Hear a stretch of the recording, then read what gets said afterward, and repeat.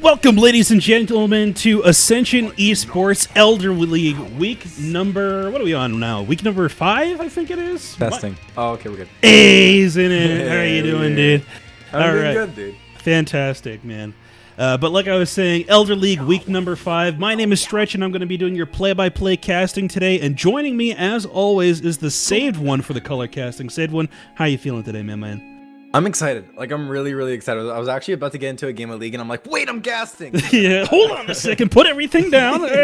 Cancel these previous plans, because I actually have, well, previous plans. Real plans. But anyway, let's get right into it. The matchup that we've got for you guys today is Tic Tac Tilt versus Squid's Wards. Tic Tac on the blue side here, and we're already halfway through these bans. So let's take a look at this lineup already. Tic Tac taking off the board Gnar, Zilean, and Darius. Very interesting choices for them.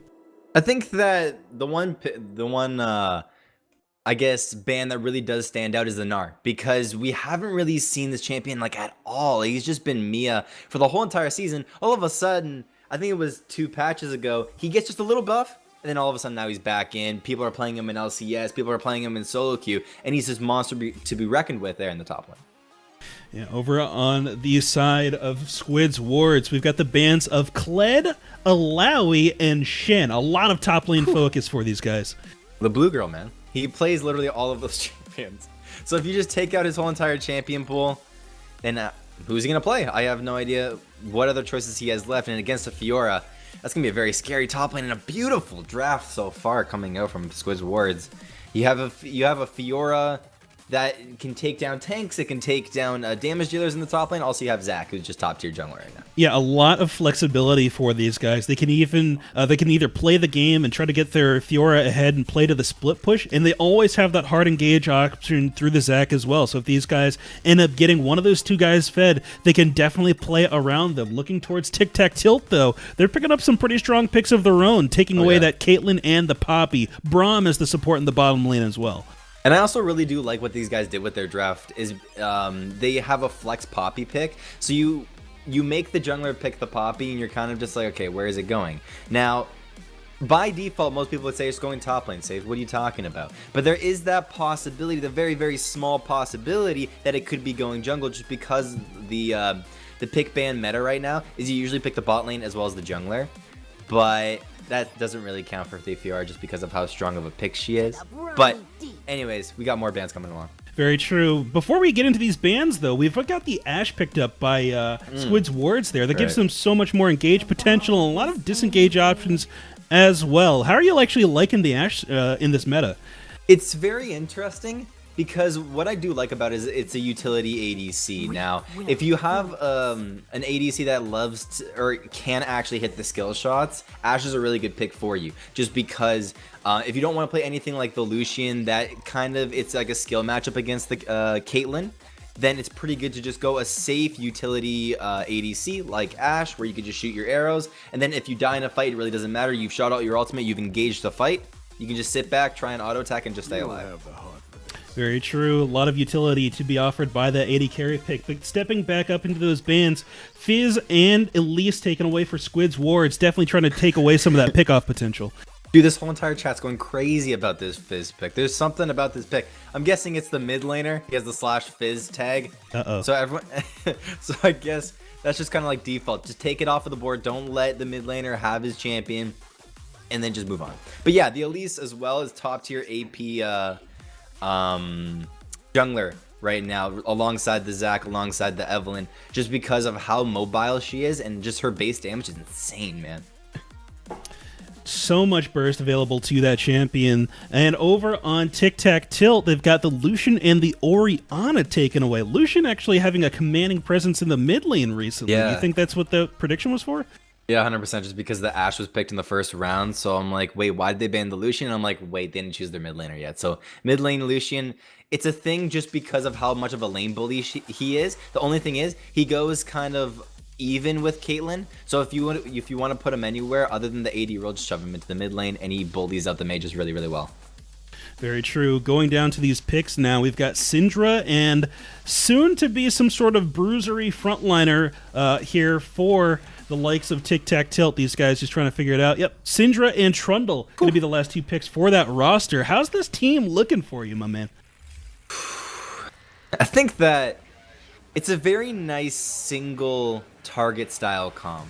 Like, so it's a pretty nice pick comp as well as a team fight comp, just because of the amount of burst that this team has, right? So you have the Braum, and he can auto attack one person, and then off of that one auto attack, all of the whole entire team is just gonna ram for that one person, just because you have the Syndra stun, the Trundle ultimate where you can ult the tank and then he can get tanking himself. You also have the Poppy, where she can use her ultimate to get the tanks maybe even out of the back line. So Trundle can use his ultimate, then knock the tanks out of the front line, so that the back line is just completely open. So that's also a really big possibility. Also, you have the Caitlyn traps, which are really nice. So you have a lane bully ADC with a very nice support. I absolutely love Braum just because of his damage and then just the utility that he offers. You also have the Syndra, who can just one-shot somebody. It's just press R, win game type of thing. Also, the Poppy jungle pick, the prediction was correct, so she will be going into the jungle. I do like Poppy jungle a little bit. There are a couple of better picks, but Poppy a very unique champion, so we'll see how that does. Also, Trundle in the top lane, very nice lane bully to face up against Fiora. So what makes Poppy pretty good out of the jungle? It's something that was pretty dominant in the top lane for an extended period of time, but aren't there better things that they could have chosen for that slot here?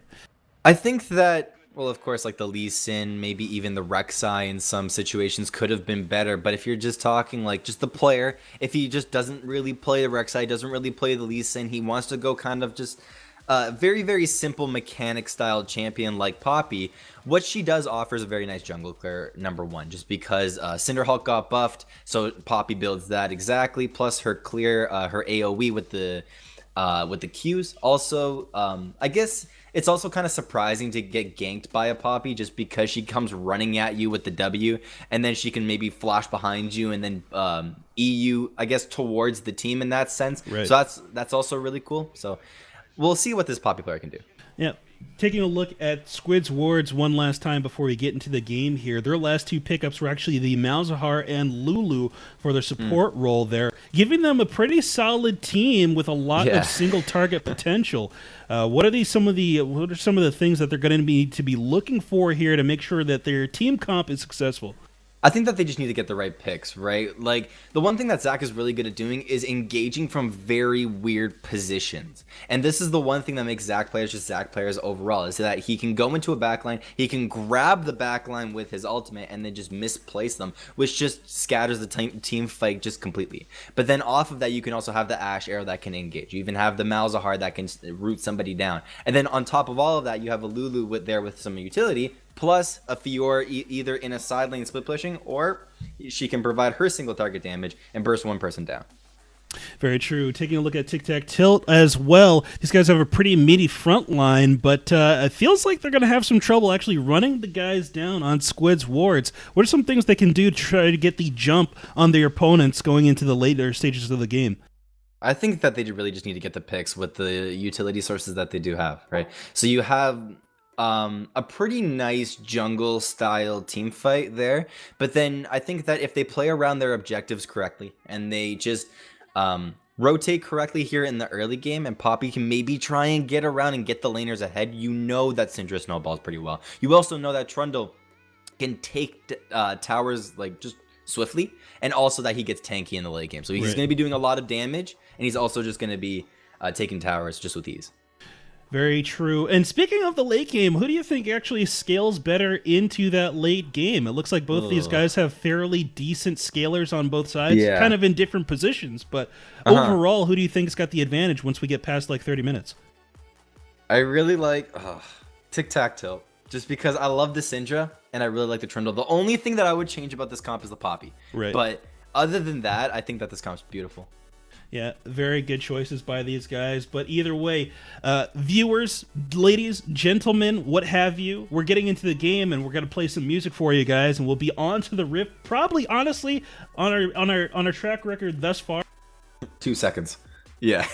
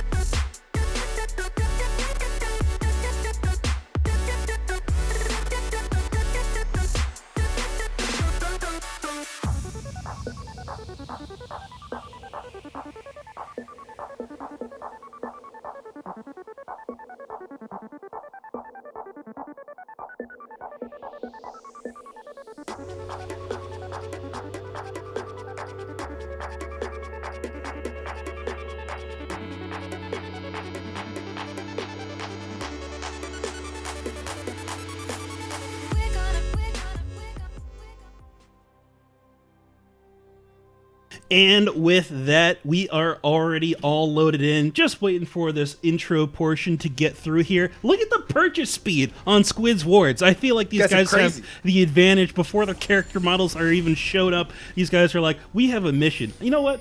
Squid's ward's probably going to walk into the enemy jungle. I'm calling it. These guys purchased way too quickly.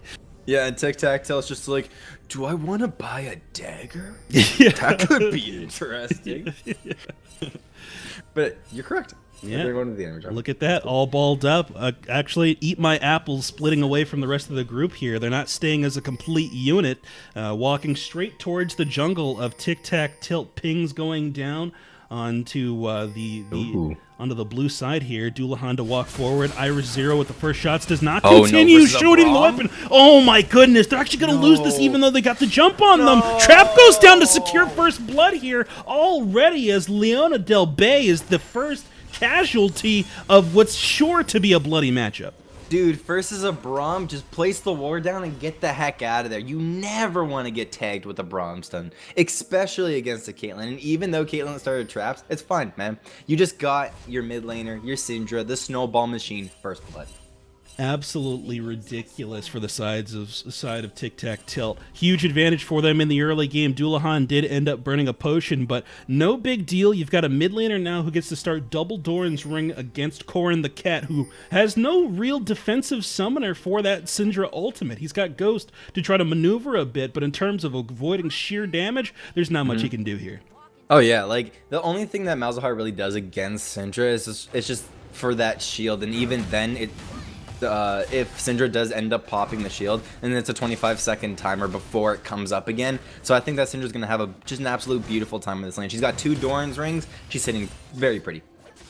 Top lane, a little bit of trading going back and forth between La Blue Girl and Horseman 4. Osmorn actually taking a little bit of chunking already in this matchup. Needs to start playing around those vitals just a little bit more if they want to match the sustain potential of that Trundle up in the top lane.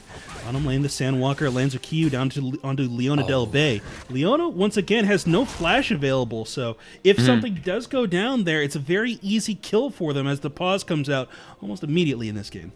Yeah, and we're already looking at these lanes and just how aggressive these players are. Now, you can't really tell anything just from a couple of CS, but one thing that you can really tell is the junglers and their pathing. Now, I really do like, so far, Zach's pathing just because he's using the AoE to the maximum. He's going only for the camps that really do give him the most, or he can use his AoE against the, I guess, the best. So he went blue wolves. I think that if I was a Zach player, I'd probably go into my red jungle and take the whole entire thing just because of how easily he can take it. The thing is, this Poppy, she's not using her AoE to the most just because she took the red buff and then she went all the way right to her blue buff. So she's wasting a little bit of time, but not really using Poppy to the most, I guess to the fullest. Pause looks like it's ending here in just a second. For all you chimps in the chat, the rule is that you switch off of the game screen during pauses to discourage screen looking and ghosting. So the reason that I wasn't playing the game out and letting you stare at nothingness is because we're in the middle of the pause, you freaks. What are you doing? Yeah, let me look at the septatone or whatever, septatone, dude. Dude, I got like 10 people messaging me, man. They're all like, fix the Jesus, fix the... We are in a pause. God dang. Anyway, back to the game. Volley lands onto Hey K, but no problem there whatsoever. Sitting on that Warlord's Bloodlust means that they're going to be able to sustain that one up. Not too badly there. A little bit of trading back and forth once again. Leona Del Bay getting in there with some decent damage and getting out without taking any return poke whatsoever. So a lot of control being shown here by Squid's wards. Iris Zero and Leona Del Bay definitely on that same page. Top lane, just dancing around these marks, getting a little bit lucky with the positioning as well. Doulahan showing up to try to react to this aggressive play out of Horseman 4. Exactly. Slam against the wall does not quite connect as, yes, Eat My Apples is coming through the Tri-Brush. Not going to quite commit on this fight, though, because actually Steadfast Presence is not there quite yet. Still, Doulahan just hit level 3, and therefore he still can't make that jump. And maybe that's one of the things that influenced their decision to go this Poppy jungle. They saw the early Zac pick, and having that Steadfast Presence gives them the denial option. Yeah, and you also see that Poppy's here in this top lane. She's really, really wanting to kill this VR early game. Flash forward there. The Q from Poppy not doing quite enough damage despite the red buff application, so Horseman 4 are able to get the flash out of the jungler, but still forced to burn their own.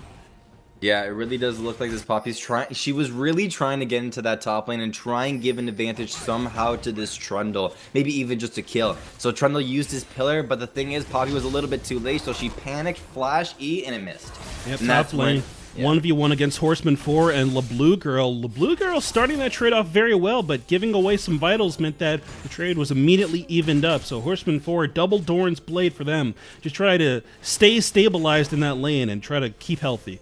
And the thing that's with that trade there is now Fiora is on almost kind of half health. She's going to be regenning that in a couple of seconds. But if Trundle can quickly go back to base, get back into lane, then he's going to be having just a little bit of an advantage over his opponent just because of the health bars. But the thing is, Fiora is going pure damage. Trundle, he's going a little bit of a utility style tanky build with that cloth armor going back early. Just DPing back to lane. He wants to get tanky. He wants to have some damage, and he's going to have it. Bottom lane, once again, Iris0 and Leona Del Bay just doing whatever they can to keep this wave pushed up and keep the pressure on. Same thing for the mid lane as Corrin the Cat continuously throwing down Malefic Visions to just keep that wave pushed up and let those little voidlings do the pushing for him as well. So a lot of gank opportunities here for Dullahan and Eat My Apples if they show up to the correct lanes respectively. Maybe even sneaking down into the bottom lane for a lane gank or something like that from the Zac could be beneficial for them. Yeah, you were talking about the Malzahar and how he just wants to shove in the wave constantly, and he has to do that against Syndra. He doesn't want to get poked out. He doesn't want his shield to go down. So, and the thing is that Syndra, she kind of wants to play that little bit more passive, just because you've seen Poppy here in this early game. She wants to get around. She wants to give a lead. In the top lane, almost another kill. LeBlue Girl doing such a fantastic job of just controlling Horseman 4 as much as possible, but not enough mobility available to finish off that kill. Regardless, Horseman 4 is sitting on such low life, means that it's difficult for them to approach this wave and use that lifesteal that they've got on that Doran's Blade. So a hard couple of minutes coming up here for this Fiora player. Yeah, and this is exactly what I was talking about. Trundle, right when Fiora TP'd into lane, just took a little bit of her health bar. Now all of a sudden Trundle's back into this lane, and even though he went back and got some defensive items, he came back into lane and has a lot of burst damage. So he's been showing that here in this lane. Just any second now, Trundle wants to go for something big. Maybe this is it. Oh my goodness, top lane. It looks like LeBlue Girl just taking too many tower shots there. I think they took 2 of them during that ultimate, so just no chance on that 1v1. Caster curse, man. Yeah, really bad. Not only that, but Horseman 4 getting that level 6 was enormous there. I think if Trundle had gotten it at the same time, he might have been able to match. Yeah, and you're also seeing here in this bot lane over and over again, Braum trying to go in and trading. He's trying to take all of these weird angles, but the thing is when you're facing a Lulu, it's really, really hard to chug down the health bar, especially when you're Braum. Definitely difficult for a melee support to keep the damage up. It's got to be definitely a unified effort between Heike and the Sandwalker if they want to get good trades off here. The Sandwalker needs to be applying auto attack damage. You see it all the time on these melee support players. They get in, they go for a quick trade or something like that, and then try to leave. Yeah. But that's so much distance that you're going to get poked out. You need to make sure you stay in for an extended trade, otherwise the value is just not there. Bottom lane, Q lands onto Leona Del Bay, but still, Iris0 wants to get the kill onto Heike, forcing the retreat off of that one, and it's just difficult for these guys to get in here and find anything. Poppy roaming down now to try to get the angle on Leona Del Bay. The charge against the wall finally does connect, but Leona's still got the flash available. Poppy passive applied. They actually get the kill on a Leona Del Bay, and now Iris0's the next target. Zac has joined the brawl as well, but he hasn't found anything on the likes of Heike. They're turning around the fight onto Dullahan, who's trying to desperately get away, able to dash to a minion to get it back out of there, and now it's the Sandwalker who's getting a little bit slowed up. The health bars on the Tilt squad here. Oh, as these guys barely get away with their lives in 1 kill. Yeah, and this is a beautiful bait here because if Zac goes in and he takes 1 too many tower shots, I don't think that could be good. You can also see that Ashe is pretty low on mana, so I think they're just going to make the call to back off. Tic Tac tilt now forced underneath this turret. Zac prowling in the wings, seeing if they can't find anything. Top lane, Horseman 4 gets the refresh on their ultimate, but the subjugates get thrown down here. They need 1 more to finish off this kill. They can't find it. The attack speed's slow. Are you kidding me? Oh, I thought he was gonna actually get that vital and finish it, but mid lane we got a gank now. Immediate Malefic Visions down onto Syndra, but they've got the summoner spell there, the barrier to help keep them alive. Malefic Vision just barely does not take them down in the mid lane, and partially is because they stacked their CC there. A hard gank to follow up on Squid's wards. Yeah, that was very interesting, and that whole entire play resulted on one person. It was that Zach came in, he queued, and then auto attacked the minion just a little bit too early. I think that if he did that maybe after the ultimate from Malzahar came, and then Lulu came in, polymorph, and then the slow stack could have killed the Syndra, but just a little mistake like that is, you could see the result, didn't really result in a kill. Yeah, a lot of summoner spells used there as well. Hackney now with no flash, no barrier available in the mid lane, and I guess, or against this Zac and Malzahar, you have to imagine they're going to go for that gank yet again once Corrin the Cat's Nether Grasp comes off of cooldown. And you can also see Zac's here in the bot lane, he's looking for blood. Definitely trying to find that angle you're talking about. Enchanted Crystal Arrow lands onto the Sandwalker, but Hey K is the main target here. Double knock-up onto both the Sandwalker and Hey K. No way that Sandwalker walks his way out of this one. First kill went to Eat My Apples. They're trying to pass this one to Iris Zero as best they can. Iris actually having a little bit of a hard time catching up to that last auto attack, so Eat My Apples says, screw it. I'm taking two. Maybe they're going to go for a dragon here, but we'll see. Yeah, a dragon, or 2 kills plus a dragon would be really, really good in this scenario, and this is the point in the game where you really do need to transition some of your kills into an objective. In the early game, it's all about, all right, I need to get my laner ahead, and so that he can snowball. But now it's getting to the point where it's like, all right, I need to do that, plus I either need to get a tower or need to get some sort of objective. And with bot lane pressure, they really needed to do that, but the communication wasn't there. Hackney in the mid lane trying to clear out this ward, gets caught up by Eat My Apples. He's trying to just deliver them over to Corrin the Cat.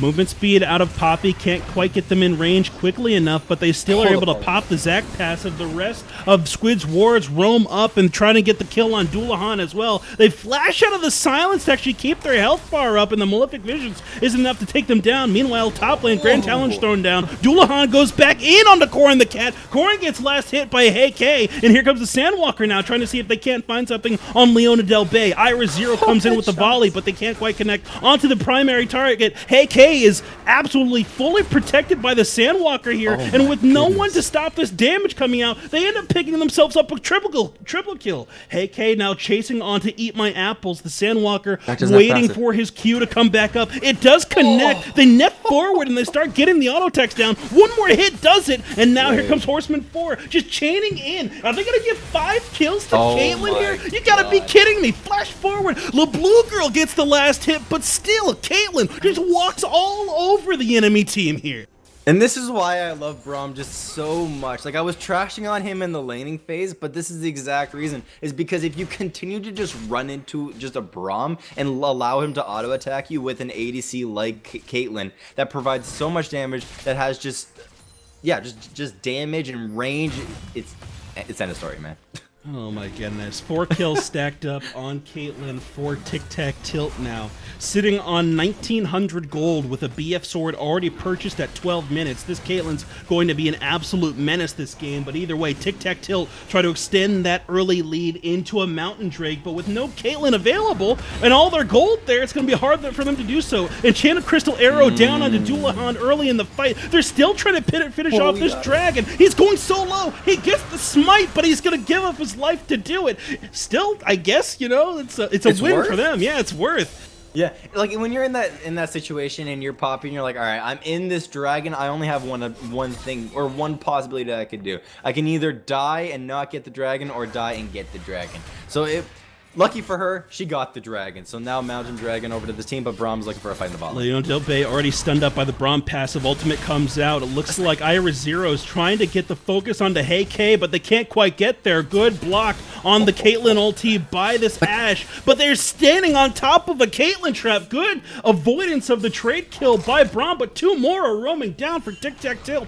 I mean, sorry, for Squid's ward. They're trying to just get these guys out of here. Once again, a Caitlyn trap comes through clutch. They get the headshot crit at the tail end of it. Corin the Cat throws down Malefic Visions on the AK, but it's nowhere near enough damage, and they end up picking up even more kills for the Caitlyn. Top side of the map, Horseman 4 in 1v1 against LeBlue Girl. They sidestep the attack speed slow, then flash away. Even though they give up the final vital, they still avoid actually getting thrown down and taken down in that 1v1 fight.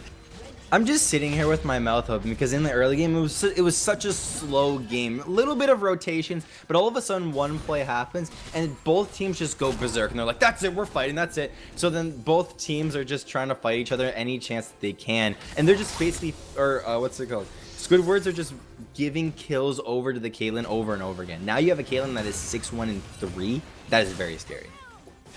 Caitlyn absolutely monstrous right now. 6-1-3 is one thing, but having the farm to go with it as well, sitting at 106, the top CS in the game, IE finished, and Zeal and Berserker Greaves to go with it. You know you don't want to do anything, or you don't want anything to do with this Caitlyn at the moment, because she will tear your health bar apart.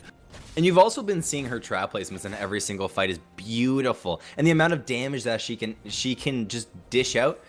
It's absolutely insane how much damage this Caitlyn can do if you play it correctly. Plus, Zach jumped right into a trap. That was just so sad coming from this Zach player, because he's trying so hard to do something for his team, but the thing is, the odds weren't really in his favor in that fight. So, but there is a fight in the top lane. Yeah, top lane once again, LeBlue Girl this time getting the jump on Horseman 4. Look at that sidestep. Actually, no! Lands in the attack speed slow. They still pick up the kill there, but it was almost out from under their grasp. Bottom lane, Hey K, 1v1 against Iris0. Look at the amount of damage that's coming out here. Insane. There's no way you win that one. Top side of the map yet again. LeBlue Girl actually just walks out of this one because Eat My Apple says, you know what?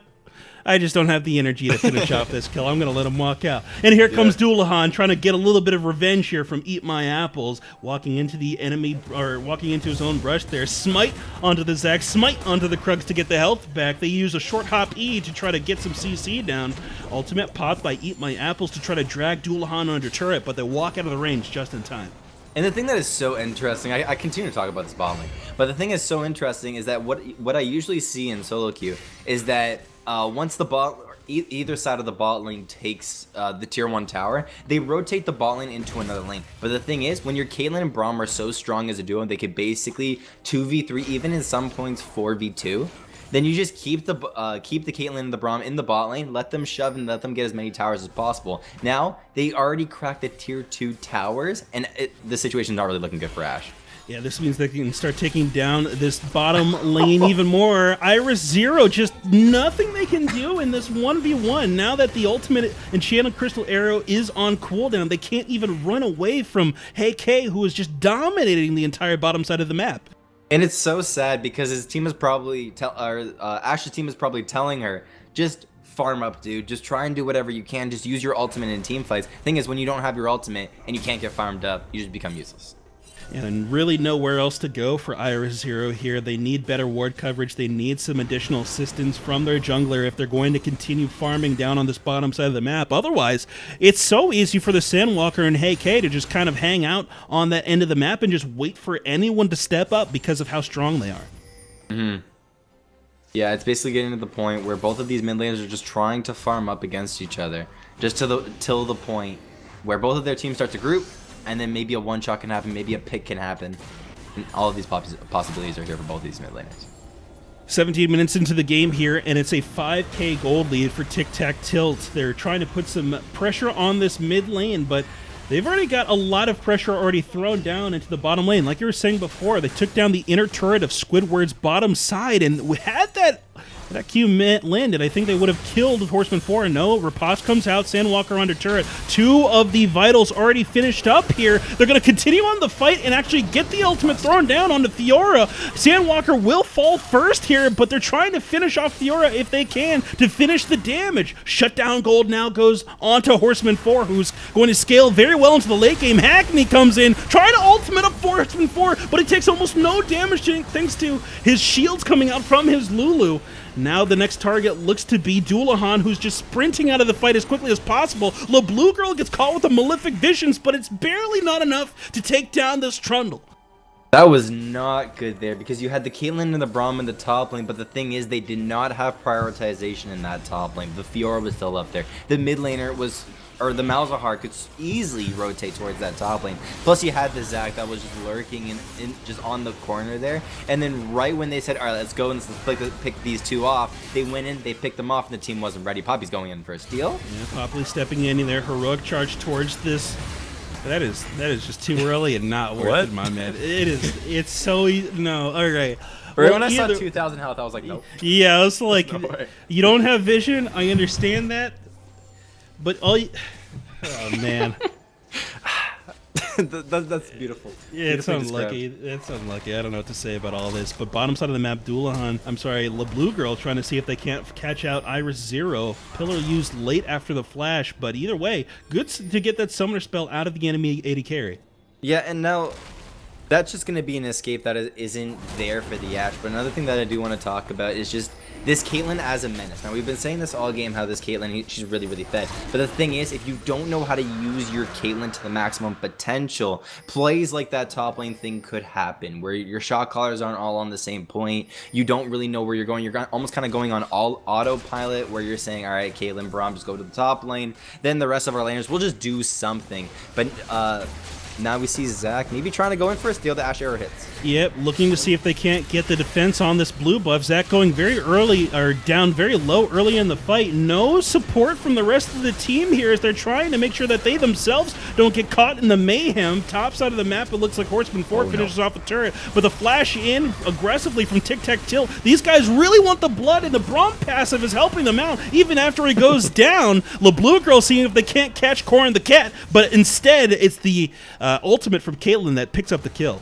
Yeah, this Trundle got a little bit tired, just a little bit tired facing Fiora there in the top lane. But the thing is, you leave right when you really did need to be in that top lane, right when the presence of the Trundle would have helped just a crap ton, just because you lost 2 towers in the top lane, you got a couple of kills, but you didn't really get an objective off of your fight. You got a dragon, which is really nice, you have some extra damage, but towers really do mean a lot here at this point in the game. And if you can't really transition kills into major objectives, then that's just a little bit of a problem.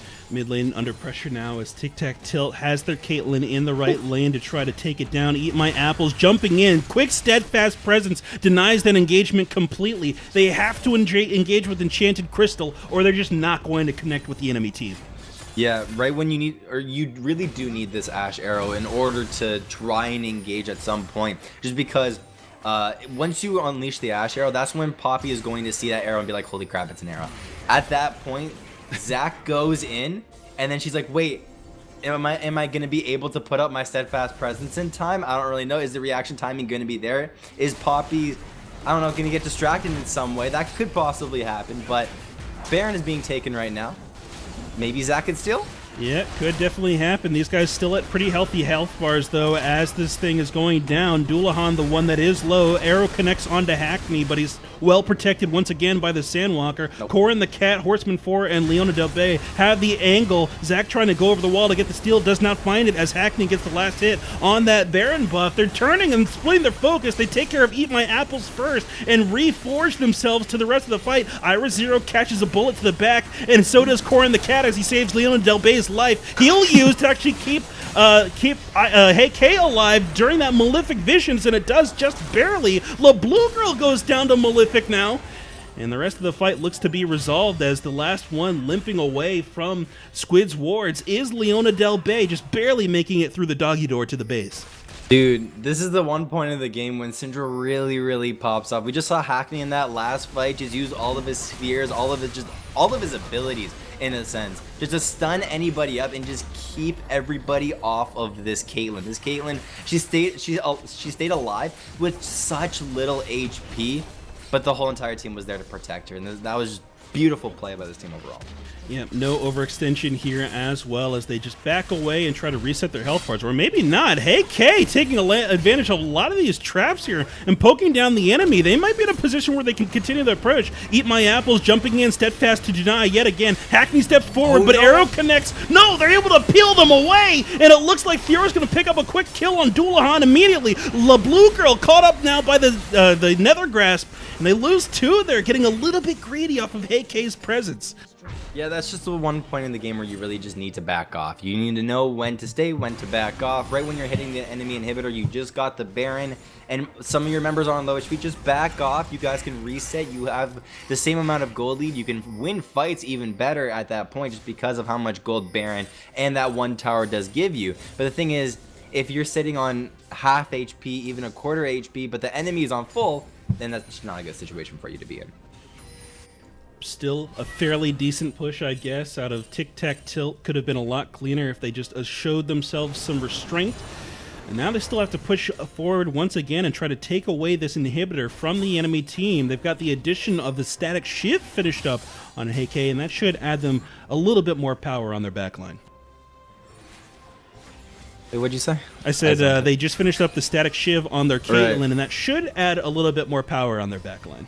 Yeah, that's just another power spike that Caitlyn has to hit, where you have a lot of possibilities for this Caitlyn. And ever since Runon's Hurricane just got taken out, you don't really go IE Runon's anymore. You go IE and then maybe some other Zeal items. Now we're seeing this Caitlyn. She's a lot of crit, plus she has the rapid fire cannon. So there's just a lot of burst damage coming out of this Caitlyn. If one person steps on a trap, that person's almost toast.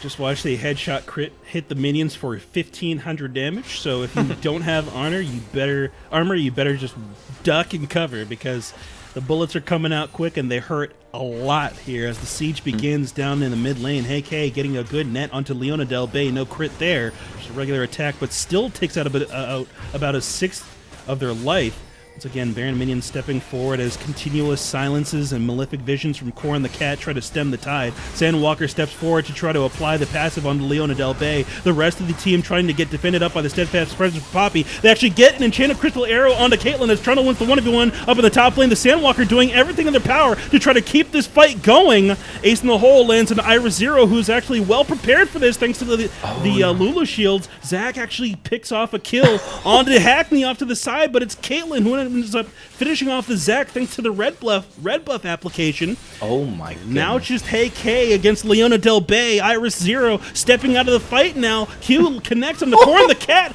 and a shot and a static shiv takes out 2 for 1. And triple kill here for Hey K, who's once again able to stay alive through the entire fight.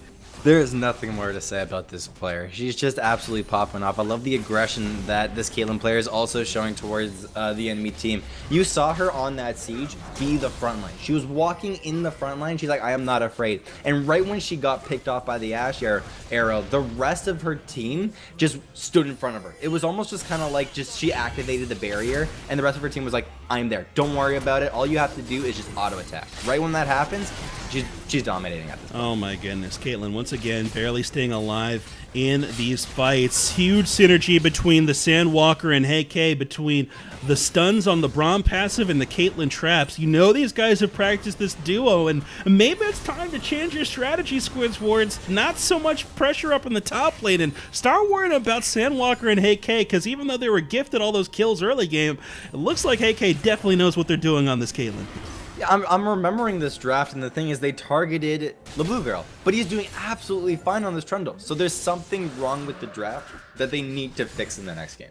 Definitely true. Another dragon picked up here by Tic Tac Tilt. A second Mountain Drake to go with this Infernal, and with 2 inhibitors down, you gotta imagine these guys are looking to put the pressure on this bottom side of the map. They have the long range, they have the Mountain Drakes. It should be no problem for them to crack this base. Yeah, like you just said, they have the damage, they have the raw damage, but they also have the damage against towers that you can put down, even objective. So if you look at this game and you could say, all right, all they really need to do is go into that bot lane. But the other possibility is also the Baron. If they really, really do want to secure this game, then they can go for the Baron, or they just know that they're strong, they know that they're tanky. Just go bot lane, try and end this game as fast as possible. You have the regardless pressure of the super minions in the top lane. You also have that in the mid lane. So you want to just shove or put the Trundle into the mid lane, shove that in. You can also rotate him towards the top lane, shove that in as well, and then just rotate the Trundle towards the bot lane. But they're not doing that. Regardless, it's pressure all around the map. Yep. The Blue Girl taking a few tower shots here. They finish off the turret quite quickly. Blue Girl goes down very low. Not finished off quite yet. They actually end up going down to a Malefic Visions from Malzahar. Still, Caitlyn stays... Actually, no, Caitlyn goes down in the fight fairly early on. They were not able to protect her this time, and because of that, there's a good moment for them to actually retaliate. Flash Steadfast Presence out of Dullahan keeps Hackney alive a little bit longer. Horseman 4 just ignores the rest of the team completely and runs straight for Hackney. Takes him down in 2 hits, no problem. The Sandwalker here, the next target, not applying any more of the Braum passive. He ticks the 3rd one, ticks the 4th one, and is still trying to walk away, but there's no chance in hell he actually gets away with his life here. Malefic Visions applied, but it's going to be Horseman 4 with a last dash and auto attack to finish off that kill. And the thing is, what are they giving up for just a couple of kills? They just gave away 2 Nexus towers for just a couple of kills, and then you still have the Poppy alive. You also still have, or no, the Blue Girl just died in that last fight. But regardless, you have 2 characters that are still alive. Caitlyn's just coming up. The Baron is available. The Blue Girl's trying to chase down the Zac. If they do actually end up killing the Zac, then Baron is a humongous option. So now there's just so much pressure. Yep, Dullahan closing the gap on Zac, as well as Eat My Apples tries to skate his way out of the fight here, using the smite just to get some health back off of these wolves, makes it back to the rest of his team, and now Dullahan's a bit overextended. Good pillar out of Trundle is going to help defend that Poppy on the exit. Yeah, pings are going down to this Baron as well, so they just need to ward up. They need to try and clear whatever. They need to also try and use the Caitlyn traps to the maximum advantage. You also see that Zac is in the base now. He's going to be a little bit late to this party. Yep, in the immediate beginning on this Baron as well. Heike just shooting this thing over the wall as Dullahan, even on low health, is forced to tank it up. Hackney, get in there and tank it a little bit. You kidding me? You're going to let this man get that low? It's whatever. They end up getting the Baron, though. Yeah, they got the Baron, now they have the pressure. You could either go into the bot lane, get the final inhibitor, or honestly, just run it down mid. You have the inhibitors, you have the Nexus that's wide open, you also have the tanks and the damage to do so. And I think that's exactly what this team's going to be doing. Yeah, pressure from the long range, pressure from the Baron buff, pressure from the minions. Flash forward as Heike is just Nether Grass buff, like you said, cleansed by the QSS. The rest of this fight should be pretty clean for them here. Sandwalker got the Malefic Visions on him, but the rest of these guys, there's not much they can do. There's no one to really get to Caitlyn because there's no flash available on Horseman 4 yet. He's the only guy who can really get in there and do enough damage to take out that backline threat. But without that summoner spell, there's just no way to close that gap. And that's going to be the game here. Tic Tac Tilt take #1 in the series. That was swift, man. They used the Caitlyn and that's it. Rotated. Yeah, I mean, it was a weird game because it all snowballed off that 4-kill advantage in the early game. Everyone kind of just ran into Caitlyn trying to finish off the kill, like, how dare you kill my brother? I'm going to get in there and kill you guys. And then like they were just like, hold on a second. Braum passive is pretty good, I guess. And they just fell over. Yes. I guess it's good. Yeah, paired up with the Caitlyn, it's insane. And you just saw the amount of damage that Caitlyn can put out with the Braum. So I don't know, man. Just Squidwards, they need to do something here in the second game in order to change up their comp, man. Like, they need to stop putting prioritization on the top lane. Like, I think that the Blue Girl's a good player, but I don't think he's worth 3 bans. I don't want to take shots at any players here, man, but like... Well, then again, you know, we haven't seen it yet. Maybe it is so bad that it's worth 3 bans. Yeah, maybe it's so hard to deal with that it has to be done. Maybe they let it through this time because of all the damage that came out of the bottom lane, and we get to see it. But either way, guys, we're gonna get set up for game #2 here. This is once again Ascension eSports Elder League. The matchup is against Tic Tac Tilt and Squid's Wards. We'll see you guys in game #2. Hold on to your hats.